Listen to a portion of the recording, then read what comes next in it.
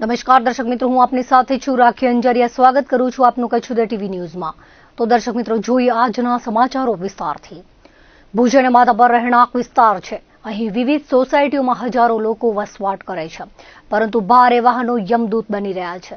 અગાઉ Madhapar police station પાસે શિક્ષિકાનું અને સ્મૃતિવનની સામે યુવાનનું ટ્રક તળે આવી જતા મોત થયું હતું.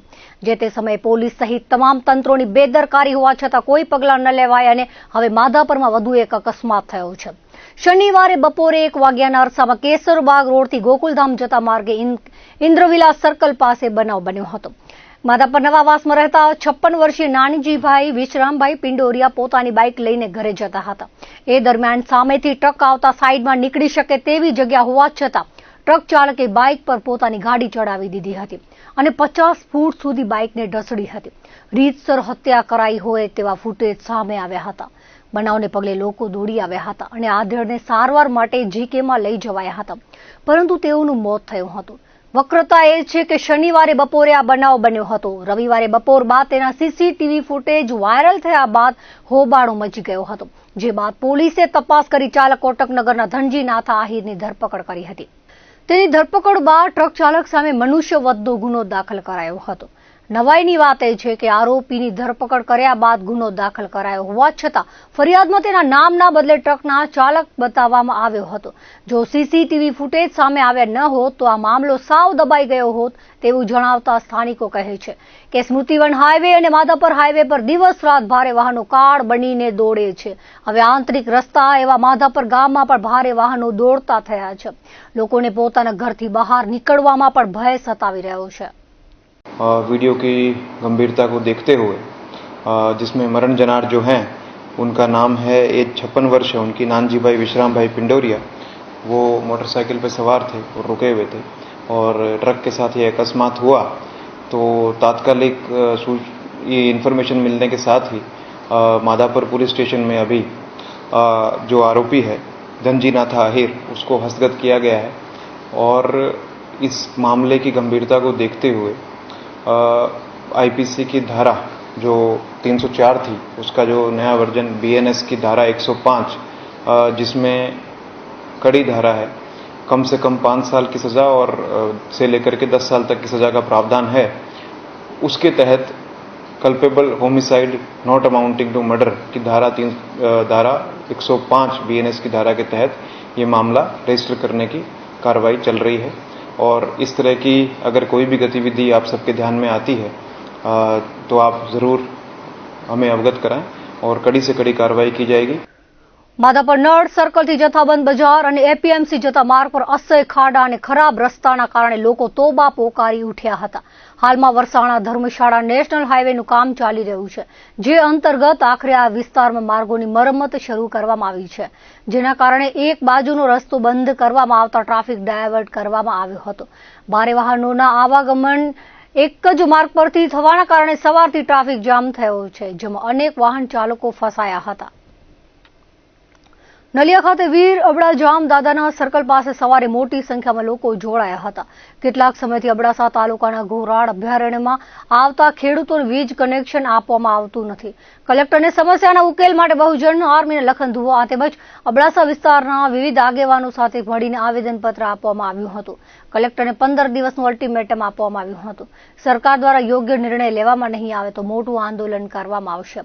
નલિયામાં મોટી સંખ્યામાં લોકો જોડાયા હતા. આ વેળાએ નાયબ કલેક્ટર મામલતદાર નલિયાના ખુદ આવીને પ્રદર્શન કરતા આગેવાનોની સાથે ચર્ચા કરી હતી. નાયબ કલેક્ટર તેમજ મામલતદારે જણાવ્યું હતું કે ખેડૂતોને વહેલી તકે વીજ કનેક્શન આપવામાં આવશે. ત્યારે આ કાર્યક્રમમાં વિવિધ સમાજના આગેવાનો ઉપસ્થિત રહ્યા હતા અને ચક્કાજામ કરી વિરોધ નોંધાવ્યો હતો. આપણું દેશ હજારો વર્ષોથી કૃષિ પ્રધાન એટલે કે ખેડૂતોનો દેશ રહ્યો છે અને અબડાસામાં છેલ્લા 5 વર્ષથી આ સુપ્રીમ કોર્ટના જજમેન્ટનું બહાનું આપી ઘોરાડ અભયારણ્ય અહીંયા થોપી દેવામાં આવ્યું છે. આજે છેલ્લા ઘોરાડ જ્યારે બન્યું અભયારણ્ય ત્યારે તો 40-45 ઘોરાડ હતા, પણ હવે તો વન વિભાગને ખ્યાલ નથી કે ભાઈ ઘોરાડ કેટલા છે. કહે છે કે 2 કહે છે કે છે 2 છે 3 છે એ ખબર નથી, પણ એમની સાથે સાથે ખેડૂતોના જે વીજ કનેક્શન જે અટકાવી દેવામાં આવ્યા છે આજે એનું જ આંદોલન હતું. અહીંયા આગળ વીર અબડાજી દાદાના સ્મારક પાસે પ્રતિમા આગળ એમને ફુલાર કર્યા બાદ રોડ બંધ કરવામાં આવ્યું 2 થી 2.5 કલાક સુધી. એસડીએમ સાહેબ ત્યાં કને આવ્યા, મામલતદાર શ્રી અને પીજીવીસીએલના જવાબદાર અધિકારી પર ત્યાં કને આવ્યા ને એમને 1 મહિનાનો સમય માંગ્યો છે કે સુપ્રીમ કોર્ટમાં રિપિટિશન દાખલ કરી છે. એનો 15 તારીખના જજમેન્ટ આવવાનો છે, 15/5ના.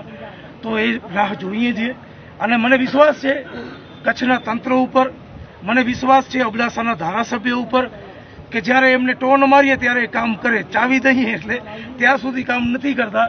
પણ અબડાસાના ધારાસભ્ય ઉપર વિશ્વાસ છે કે મહિના દિવસની અંદર ઘોરાડ જે અભયારણ્ય છે એમને ઘોરાડ પૂરતું જે વન વિભાગ જે ત્યાં કને રાખશે અને બાકીનો જે વિસ્તાર છે ખેડૂતોનો એમને કાઢી અને એમને વીજ કનેક્શન આપવાનું શરૂ કરશે. જો નહીં કરે તો એ વાયદો કરું છું કે જ્યાં સુધી એક વ્યક્તિને પણ વીજ કનેક્શન નહીં મળ્યો ત્યાં સુધી લડત લડશું. અને આજે આ નલિયા હાઈવે બંધ કરવામાં આવ્યું છે. કાલે એસડીએમ ઓફિસ પર તાળા લગાડવામાં આવે, કોઠારા પીજીવીસીએલને તાળા લગાડવામાં આવે અને ધરણા, ભૂખ હડતાલ જેવી તમામ સંવૈધાનિક જે અધિકારો મૌલિક મળેલા છે એ સંદર્ભે જે આંદોલન થઈ શકશે અમે ચોક્કસ કરવા માટે તૈયાર છીએ. આ અન્નદાતાનો સવાલ છે, કોઈ વ્યક્તિગત મારો કે મારી સમાજનો કે કોઈ એક સમાજનો નથી. તો તમામ ખેડૂતોને અને ખાસ વિનંતી કરીશ કિસાન સંઘને, ભારતીય કિસાન સંઘ ક્યાં ગાયબ છો સાહેબ? તમારી જવાબદારી છે, મૂર્ખાઓ આગળ આવો. આ કિસાન સંઘના નામ ઉપર ભાજપના જે વોટ એકઠા કરવાનું જે ષડયંત્ર ચાલી રહ્યું છે તો હું ખેડૂતોને પણ કહેવા માંગુ છું કે કિસાન સંઘ જો તમારા સાથે ઊભો ન રહે તો લાત મારો એ કિસાન સંઘને અને આવો મારી સાથે. જે કિસાન સંઘ નહીં કરી બતાવે હું કરી બતાવીશ. કિસાન સંઘ માત્ર ને માત્ર ભાજપના વોટ વધારવાનું કામ કરી રહ્યું છે અને આરએસએસની પેટાવિંગ જે વિશેષ કાંઈ છે નહીં.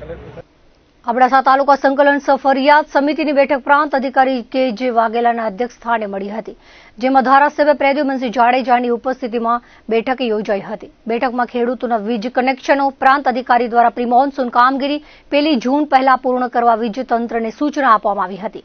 સિંચાઈના પ્રશ્નોમાં કેનાલોની સફાઈ અને મરમ્મત કાર્ય સાથેનો અહેવાલ અને કામગીરીની રજૂઆત કરાઈ હતી. શિક્ષણ અંગે રાજ્ય સરકાર દ્વારા સ્થાનિક ભરતીનો નિર્ણય લેવાયો છે ત્યારે સ્થાનિકે જાગૃતિ લાવવા બીઆરસીને સૂચના અપાઈ હતી. આંગણવાડીઓના બાકી નિર્માણના સાંધાણ અને સુડદ્રો મોટી નારાયણપર તથા નલિયા અંગે ચર્ચા કરી પ્રગતિ અહેવાલ આપવા પ્રાંત અધિકારી દ્વારા સૂચના અપાઈ હતી. અતિ કુપોષિત બાળકો સંખ્યા 51 હોવાની માહિતી આઈસીડીએસ વિભાગ દ્વારા અપાઈ હતી. કોકડ ગતિએ ચાલી રહેલા નલિયાના સર્કિટ હાઉસના કામ અંગે પ્રાંત અધિકારી દ્વારા તમામ માહિતી આપવા માર્ગ મકાન રાજ્યના અધિકારીને તાકીદ કરાઈ હતી. અત્યારે આપણે નલિયા અબડાસા એટલે આ સંકલન મિટિંગ હતી પ્રાંત અધિકારીને આપણે અધ્યક્ષમાં. તો મુખ્ય પ્રશ્નો અમારા જે અત્યારે રોડ સાઈડ ખાડા કે ઝાડી કટિંગ એ બધી હતી. પછી આરોગ્યનું જ્યાં જ્યાં ખૂટતી પડી છે એના સિવાય ખાસ કરીને લાઇટ જે હજી અડચણ ફીડર છે કે અમુક ગામડામાં જે લાઇટ બહુ ફોલ્ટ રહે છે એના કારણે ખેડૂતને બહુ તકલીફ છે. તો સૂર્યોદય યોજના જે આપણી છે તો એના માટે હજી શરૂ કરવામાં ચૂકમ નથી. ખાસ એના માટે એના સિવાય જે 1 થી 6 સુધી પ્રાથમિક શાળાનો ઓરડા બાકી છે તો કયા કયા કામ બાકી છે અને એની જલ્દી દરખાસ્ત મોકલે. એ પછી પંચાયતોના જે કામ અધૂરા છે એ પૂરા કરવામાં આવે. એના સિવાય આંગણવાડી જ્યાં જ્યાં કામ બાકી છે ક્યાં જગ્યા નથી તો એની પણ રજૂઆત કરવામાં આવી. એના સિવાય જે ડેમોના કેનાલોના કામ છે એ આ ચોમાસા પછી જલ્દી થઈ જાય જેનાથી ખેડૂતને પૂરું પાણી મળી શકે, પાણી બગડે નહીં. એટલે આ બધી એના સિવાય જે ફોરેસ્ટ વિભાગમાં જે સગડીઓ જે હિન્દુ સમાજ માંગણી કરતી હોય અગ્નિ સંસ્કાર માટે તો અત્યાર સુધી કેમ નથી આવી એ સગડીઓ પણ તાત્કાલિક બધાને મળે અને ખેડૂતને જેને રોપા વાવવા માગતા હોય એ રોપા પણ એને મળવા જોઈએ. તો અનેક પ્રશ્નો આ બધા પછી દારૂનો પ્રશ્ન હતો, ખાણ ખનીજનો હતો, એ બધા પ્રશ્નો આજે પ્રાંતના રૂબરૂ આ મિટિંગમાં પછી પશુનો દવા માટે એનામાં પણ જ્યાં જ્યાં પૂરતી કરી હતી જ્યાં જ્યાં જરૂર હોય ત્યાં 49 આપવી જોઈએ. આ બધા પ્રશ્નો હતા. એ 100% તમારી વાત સાચી છે. એના લીધે આપણે ગુજરાત સંકલનમાં, ફોરેસ્ટમાં અને વિધાનસભામાં પણ રજૂઆત કરેલી અને આપણા ઉર્જા મંત્રીશ્રીએ ખાતરી આપી છે કે એનામાં જે એનો એરિયો જે મેન છે 10-12 કિલોમીટરમાં જે બેન કરવામાં આવશે. બાકીની સાઈડ હવે મિટિંગ થશે એનામાં બાકીની સાઈડ બધી ખુલ્લી કરશે અને અત્યારે રેલવે ચાલુ કરવામાં એને લાઇટ આપી ને ખેડૂત માટે ને આપણે ઘરના કરીશું, શું કામ નહીં? તો આ ઘણા ટાઈમથી મારી રજૂઆત સંકલનમાં સરકારમાં આપ જુઓ છો એ કરવામાં આવે છે અને એનામાં ઘણું બધું આપણે પોઝિટિવ પણ જવાબ આપવામાં આવ્યા છે અને વહેલી તકે હવે ખુલ્લું થાય એવું લાગે છે. એપ્રિલના પ્રારંભે જ સૂર્યદેવ જાણે કોપાયમાન થયા હોય તેમ કચ્છમાં અંગ દજાડતી ગરમી પડી રહી છે. સિઝનના પ્રારંભે કચ્છ હીટ વેવની ઝપેટમાં આવી ગયું હોય અને દેશનો સર્વાધિક તાપ કચ્છમાં નોંધાઈ રહ્યો છે. ત્યારે ભચાઉના ચિરઈ ગામ નજીક આવેલી આકાશ વિનિયર્સ નામની લાકડાની કંપનીમાં આગનો બનાવ સામે આવ્યો હતો, જેના પગલે ભચાઉ તેમજ ગાંધીધામ પાલિકાના ફાયર ફાઇટર ઉપરાંત ખાનગી કંપનીઓના ફાયર ફાઇટર આગ બુઝાવવા માટે આખી રાત દોડ્યા હતા. અંદાજે 9 કલાક સુધી ફાયર ફાઇટરો દ્વારા સતત પાણીનો મારો ચલાવાયો હતો. આગના પગલે કરોડો રૂપિયાની નુકસાનીનો અંદાજ વ્યક્ત કરવામાં આવી રહ્યો છે. આગને પગલે સ્થાનિકે ભય ફેલાયો હતો. આગ લાગવા પાછળનું કારણ સામે આવ્યું નથી. ઉપરાઉપરી જિલ્લામાં આગ લાગવાની વધી રહેલી ઘટનાઓ ચિંતાજનક છે. ઉલ્લેખનીય છે કે કચ્છમાં ઉદ્યોગોની સંખ્યા વધારે છે અને અવારનવાર આગ લાગવાની ઘટના બને છે, પરંતુ જોઈએ તેટલી ફાયર સુવિધા નથી. ગાંધીધામમાં ઇમરજન્સી રિસ્પોન્સ સેન્ટર છે, પરંતુ તે કામ આવતું નથી. CSR અંતર્ગત કંપનીઓ પાસેથી ફંડ મેળવી તાલુકા મથક અને મહત્વના ગામોને ફાયર ફાઇટર અપાય તો ઇમરજન્સીની પરિસ્થિતિમાં ઉપયોગમાં આવી શકે તેમ છે.